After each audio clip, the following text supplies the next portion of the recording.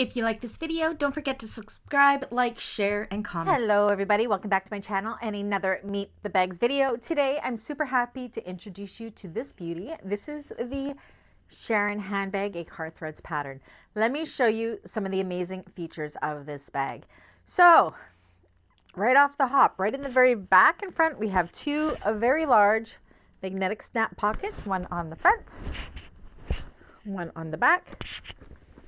You have these kind of really cool recessed handles. These can be made into shoulder straps or handles, as well as a crossbody strap, which also comes from the recessed zipper. It gives it a really unique look.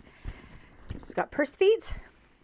It has these really cool sides where they give it a really unique look and shape. You pop them open and it makes it even bigger, the bag. You got recessed zipper.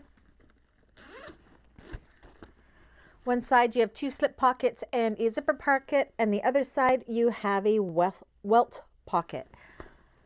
Just absolutely love this bag. It can be made in leathers, it can be made in cottons, it can be made in canvases, it can be made in anything you want it to be made in.